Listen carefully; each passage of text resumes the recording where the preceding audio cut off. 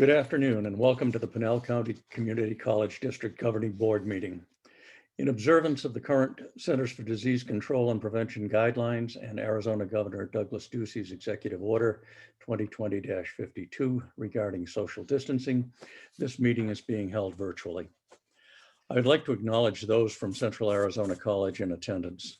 I'm Dave Odiorn, Governing Board President, Evelyn Kasuga, Governing Board Vice President and Secretary, Gladys Christensen, board member, I believe is having some tech issues, but hopefully will be with us shortly. Dan Miller, board member, Dr. Jackie Elliott, Central Arizona College President, Chris Wadka, Vice President of Business Affairs, Dr. Jenny Cardenas, Vice President of Student Affairs, Dr. Mary Kay Gilliand, Vice President of Academic Affairs, Brandy Bain, Vice President of Talent Development, and Mary Lou Hernandez, Executive Assistant to the President and Governing Board. I'd like to call the meeting to order, and I'll entertain a motion to approve the agenda. So moved, Mr. Chair. Do I hear a second? Second. Those in favor say aye. Aye. Aye. Aye. Motion passes. Next item is the consent agenda. These items are to be approved by one motion, and there'll be no specific discussion of these items. Any item may be removed from the consent agenda by any governing board member. Are there any items that need to be removed?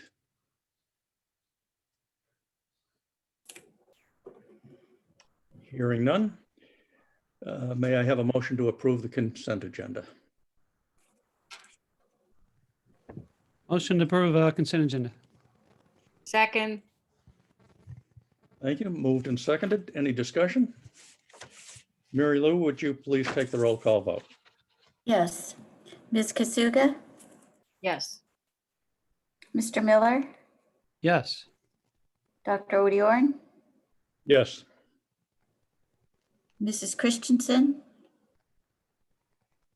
I think we've lost Mrs. Christensen, so we will continue. Motion passes unanimously. Thank you. Item 4 on the agenda is an action item, a lease agreement. Mr. Wadka, would you present on this, please? Thank you, Mr. Chair, and good afternoon to all the other governing board members and Madam President, Secretary, and colleagues and any guests online. Item number 4 is a lease agreement, and this agreement is between the college, the city of Casa Grande, and Ativa, or better known as Lucid. As you all know, we have been working with the city and Lucid over the last several months, or actually well over a year now. And the facility was built and opened up recently. And this is the official lease agreement in your packets. The city would pay the college $250,000 a year. That would cover the operating costs. The first 5 years, as per the agreement, the facility will be used exclusively by Ativa. And then after the 5 years, it would be used by also other regional workforce training programs and also open to all college career and technical programs as well. So be happy to answer any questions. Otherwise, it's to be approved, the lease agreement between 3 parties. Any questions for Mr. Wadka?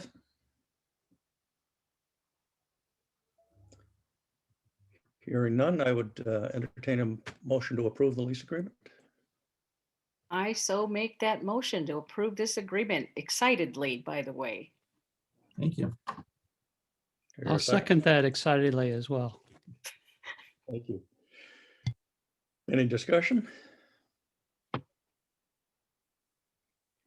Mary Lou, would you please take the roll call vote? Yes. Ms. Kasuga, Yes. Mr. Miller, Yes. Dr. Odiorn, Yes.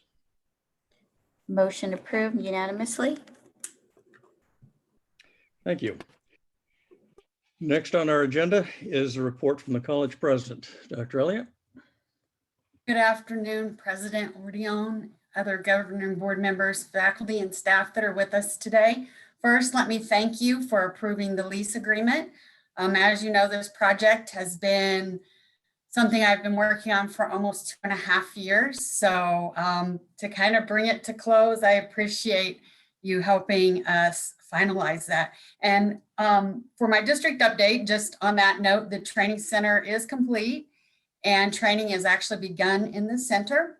So do appreciate all the support on that project. It will be an ongoing project, obviously, for a while, but the bulk of the work has now been finalized.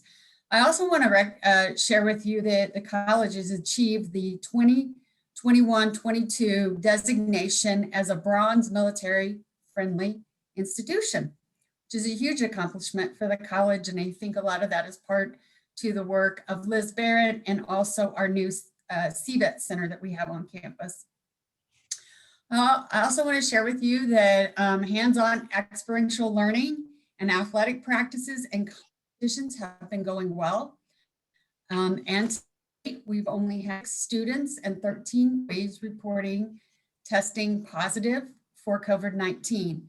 I think this is a huge tribute to the planning and precautionary efforts of the entire CAC community and team, especially since we've been bringing over 300 students, faculty, and staff to campus weekly for hands-on experiential learning, for practices, and for the faculty that need to teach those, and also having our police and facilities on campus interacting.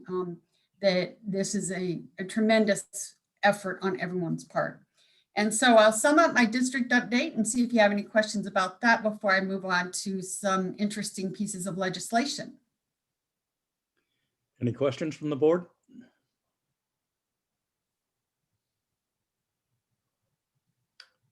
Okay, hearing none, I'll move on to my legislative update. Obviously, these are potential legislation that still are either in the House, in the Senate. They may have been referred to committee, but I just draw your attention to them for your information, and then we'll see what happens with these pieces of legislation that impact community college districts.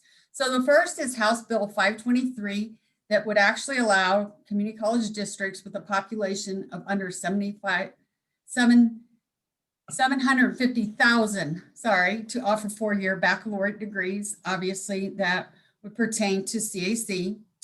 The next is House Bill 2836, which appropriates $21 million equally to the rural community college districts for workforce development. And Senate Bill 1012, it increases the amount of time for lease purchase agreements from 15 to 20 years. Senate Bill 1508 will establish an Arizona Promise Program scholarship fund for students.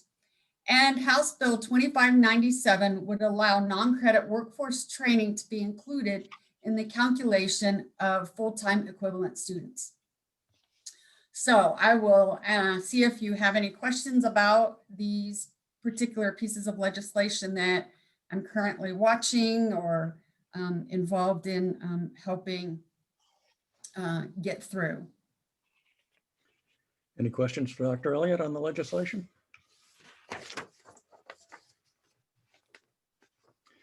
Moving beyond the state, do you have any crystal ball predictions on Higher Ed Reauthorization Act? Oh my.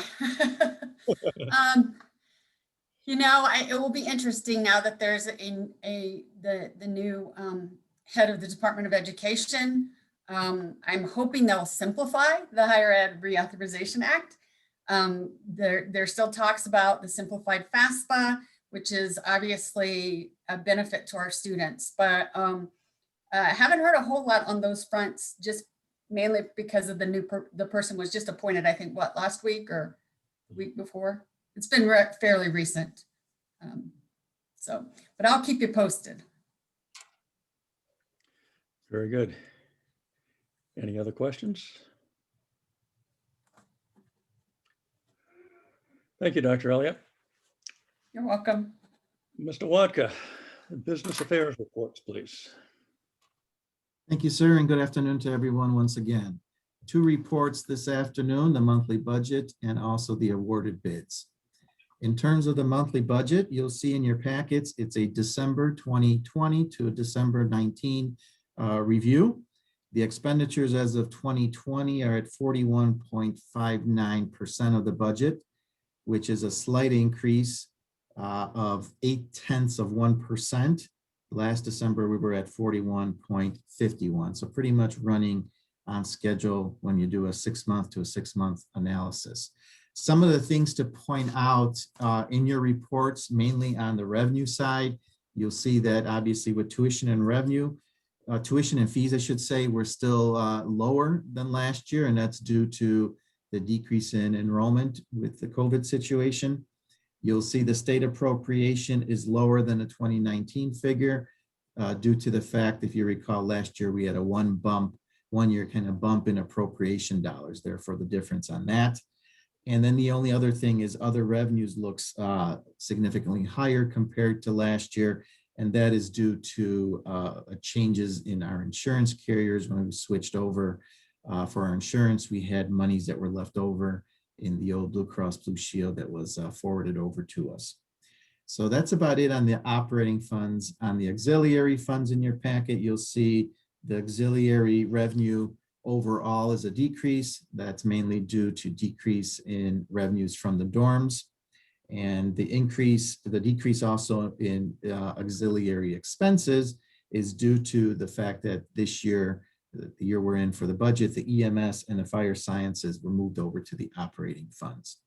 So with that, happy to answer any questions on the December report. Questions from the board?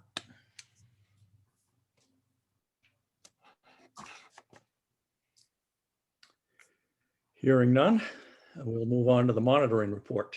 Well, Mr. one Luckett. more report, so the bids. Oh, sorry. Go ahead. Quite all right. A handful of them this afternoon. The first three are all to Dell Computer, Dell USA, Chicago, Illinois, and that is to purchase replacement computers for the district. The first one was $96,487.93. Second one was $102,908.32. And the third one was $21,281.17. Next item is Adobe software license renewal, CDWG, Vernon Hills, Illinois, $26,675. And that is our annual renewal fee for the Adobe license for the entire district. Next one is TalkDesk license renewal, TalkDesk Incorporated, San Francisco, California, $63,134.94. And that is also our annual renewal license for TalkDesk. Nursing lab equipment, Laerdal Medical Corporation, Wappingers Falls, New York, $26,276.16. That is to purchase nursing lab equipment for the nursing programs, and these are actually funds that will be extended from the CARES Act. Next item is servers, CDWG, Vernon Hills, Illinois, $25,970.05. Those are to purchase servers for our cloud integration of the single sign-in that we're just starting for our services in IT.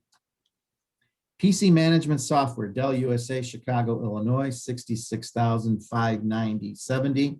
That is to purchase endpoint management software needed to manage the distributed employee and student computers. Next item, water heater replacement for the dorms. McCarthy Building Companies, Phoenix, Arizona, $40,114.34. We recently replaced all the water heaters for the dorm rooms. Next one, SQL server licenses, CDWG, Vernon Hills, Illinois, $29,394.46. That is the annual renewal for the SQL service license for our 2 new servers. Maintenance supplies, 2021 fiscal year, Granger, Kansas City, Missouri, $27,500. That is an open purchase order to Granger for supplies for fiscal year 21. 3 left. The next one is janitorial supplies, Waxy sanitary supply from Mesa, Arizona, $22,000. That is an open purchase order for supplies, janitorial supplies for fiscal year 21. Design and support of enterprise networking, Avid Consulting out of Gilbert, Arizona, $45,000. That is to create an open purchase order for contractual service design and support of 3 enterprise network systems. And the last one is environmental services, Adams and Wendt, Mesa, Arizona, $27,719. That was to provide some professional environmental services for our ponds. With that, be happy to answer any questions on these bids. Questions for Mr. Watkins? All right. Thank you, sir. And don't go away, because now we'll do the monitoring reports. Mr. Watka and Dr. Cardenas. Thank you. And good afternoon, everyone. I will kick it off here with 5.1 and 5.2. They are the campus crime statistics and the employee satisfaction with campus safety. When you look at both of the graphs, you'll see that we're trending in the right direction on both of them, meaning the crime statistics are lower in 19 than compared to the 18 and 17 amounts. And our employee satisfaction with campus safety is on the rise also as compared to the prior 2 years. And something new that we're going to start now with the monitoring reports is I would like to introduce Chief Greg Roberts. He would like to go through what the planned and the recent improvements have been in his police department. So I'll turn it over to him.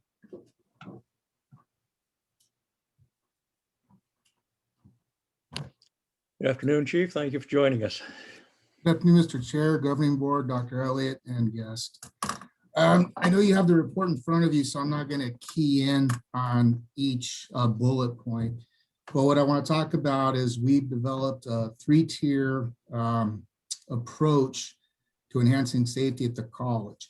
Pretty basic community policing techniques is something that we promote a great deal here. With me as the chief, every one of the officers has to always have an active community project that they're working on with either students, faculty, or the Pinal County community. Some of the examples are in the report. One of the projects that the PD's working on, for example, that is special to me, and I brought this up when I got hired here, is I really want to promote women in law enforcement. It's very tough recruiting women into the law enforcement field. So we have a partnership with the women's softball team when we're doing role-playing exercises. The softball team works as our role players. So they help us out there. So what we do for them once a year, we put on training exercises with them to teach them how to use firearms, defensive tactics, drive a police car. And it's to show them that they can be police officers. And it's a really good partnership. That's one example of one of the community policing practices we do. And we do a lot. Like I say, every officer has to have at least one project at all times.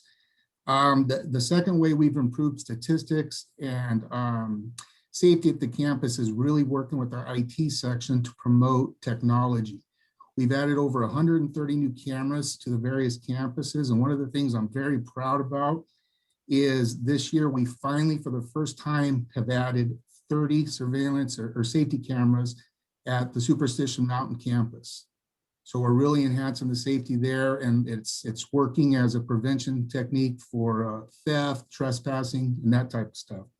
And the third tier that is really important that I'm not going to bore you with in detail is really training our police officers in career development for the police officers. One of the things I learned when I got here is the officers were really lacking skills in the training. It was ignored. We are mandated by law to train 16 hours a year, but that's not enough, and especially if you train in the right things. So we're really working on various forms of tactical training, but half of it is basically community policing techniques to better engage with our students and staff at the college. And if you have any questions, I'm trying to be fast because I know you guys have a lot to go over. Any questions for the chief? Evelyn? Yeah, no questions. I just applaud you for all of the improvements that you've instituted since becoming the police chief and leader of that organization. So keep up the good work, especially like the outreach to the women opportunities, and certainly the old professional development for the officers. That speaks volumes. Thank you. Thank you. And it's important to know Dr. Elliott and all the VPs, they have been 100% supportive of every program we're doing and have helped us along the way. So we couldn't have done it without their support. Chief, what's next? What's that plan kicking around in the back of your brain that you really want to implement sometime within the next 2 to 3 years? Haven't quite. You got about 10 hours? No. One I'll of take the things that's really important to me is to build a culture that's not about me. It's about the department and the college. So I'm trying to create staffing levels and promote from within, and to add a commander position in the future, to get somebody when that time comes, when I decide to retire, which is going to come because this is a second job to me. It's important for the college to have people to promote from within. We have to sort of bring people in from the outside, but we need a long-term plan for stability and internal growth for the employees. Law enforcement, right now it's a tough profession. We're all fighting for the same applicants, and we got to get better benefits for our officers, but we got to give them a reason why they want to stay here. And one of that, and Dr. Elliott's been great about that, making them feel like they're part of the college, where, the one college, one team philosophy, it's important. So career development for the officers, so there's stability, 20 years from now, 10 years from now. It's not about now, it's about preparing for the future. With Queen Creek standing up a department and talking a great deal about community policing and some of the same things that you talk about, is that creating more competition for you for good people? Yes, they're paying very high salaries. They're going to get the cream of the crop. They're going to get what they pay for. They really are. They're throwing a lot of money at police officers. Thank you. Any other questions for the chief? Thanks, Chief. Bye, everyone. Bye-bye.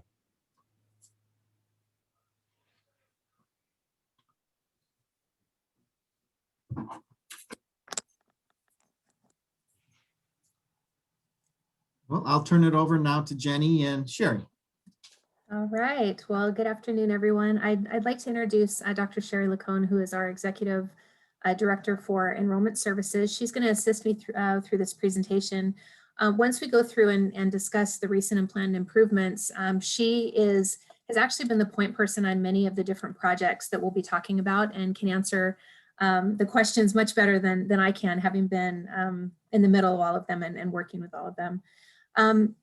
The first of the two areas that we're going to talk about, I know that on the original slide it said student satisfaction with campus safety, but it's actually student satisfaction in general, as reported through the Community College Survey for Student Engagement.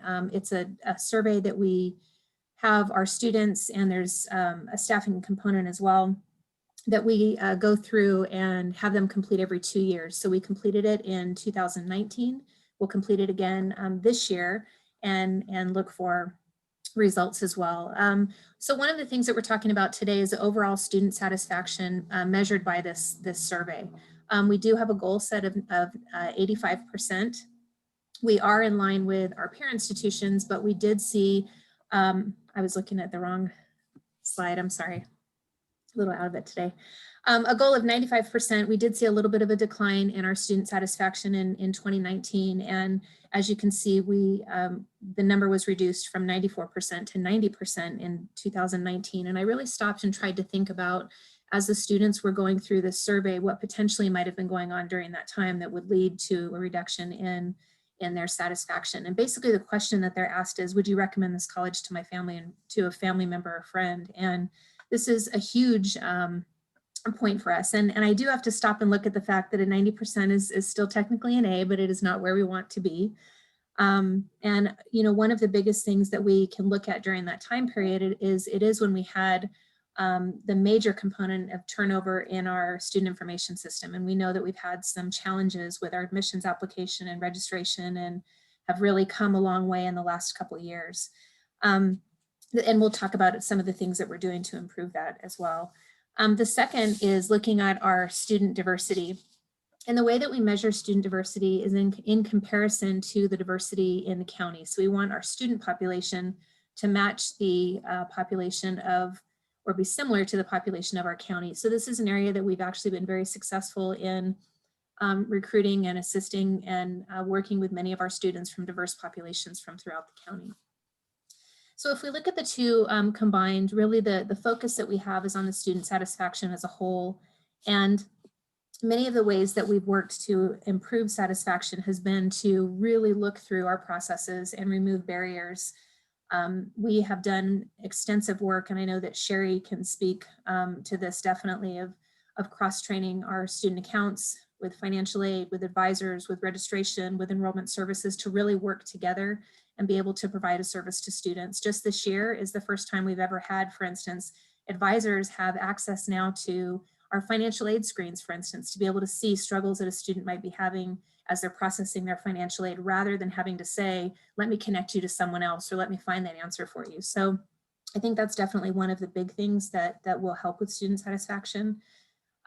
We have been able to expand, obviously due to COVID, which I think was a little bit of a silver lining in that it really caused us to have to go from point A to point Z very quickly in providing virtual services, but we now have all of our services are provided in a virtual format that we're very comfortable with, that we're very happy and proud of, and we'll continue to increase those services and provide those services even long after some of the restrictions that we see with students not being able to be on campus.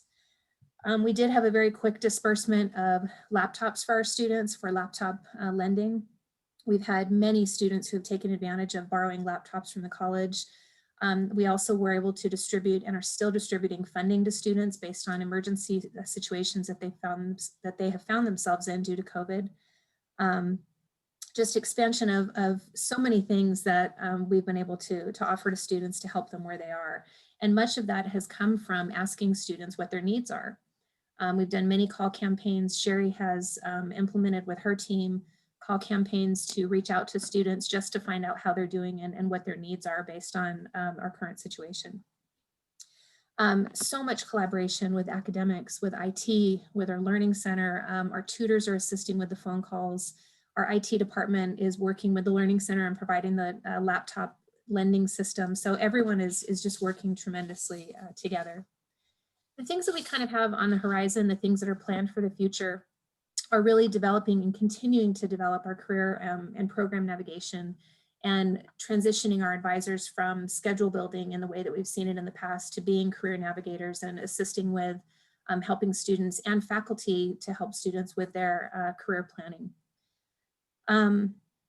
Let's see, creating an electronic catalog. This is something that is new to us, and we've actually just started talking about it, and hopefully we'll be able to get it off the ground within the next year, but shifting our catalog that we remember, that was the book that we'd look through and advisors use and students sometimes use, which then went to a PDF document online, which now we're hoping can be an e-catalog, which is much more user-friendly for students and easier to find, as well as the expansion of our website and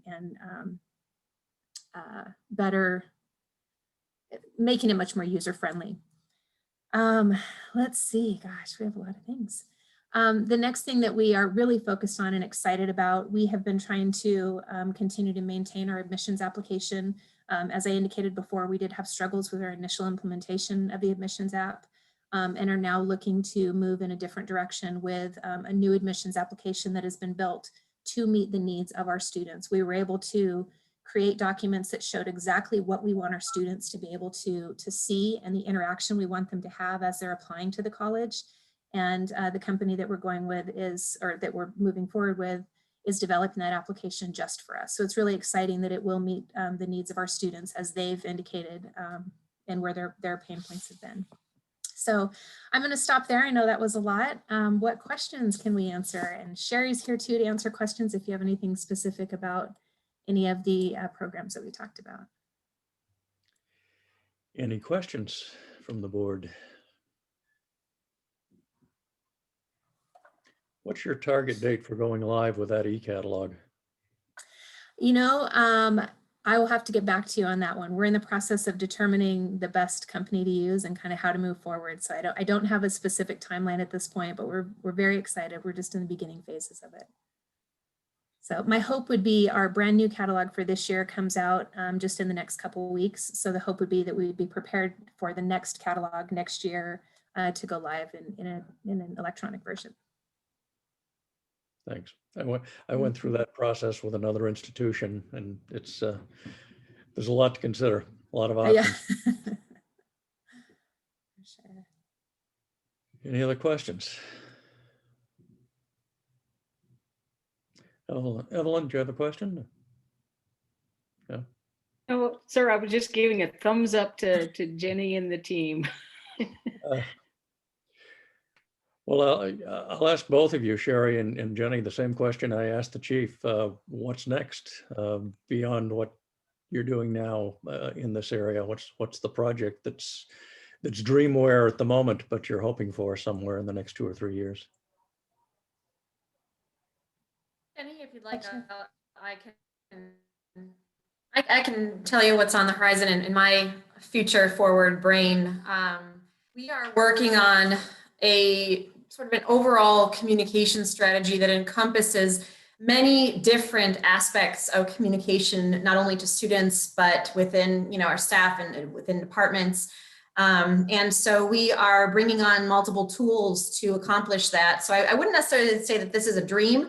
It is happening, but it's a pretty large project that encompasses quite a bit. And we have a bunch of team members that are working with us to make sure that we have the best technology on board and are making decisions that are really going to move us forward as we kind of shift into a better place with regard to communicating out to students. And I'm really excited about that, to be honest, because I think that our communication is great, but I believe that there are some opportunity gaps that we can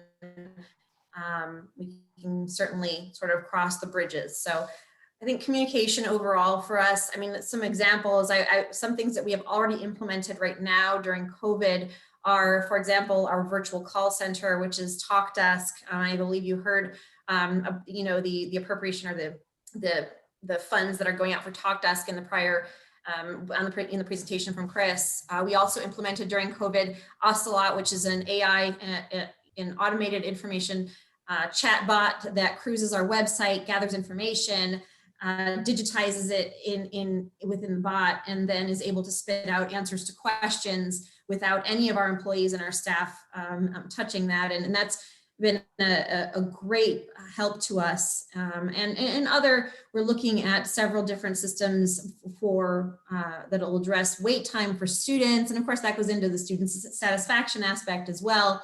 So sort of just these communication tools that we're bringing on will help us work much more efficiently and hopefully increase student satisfaction with CAC overall.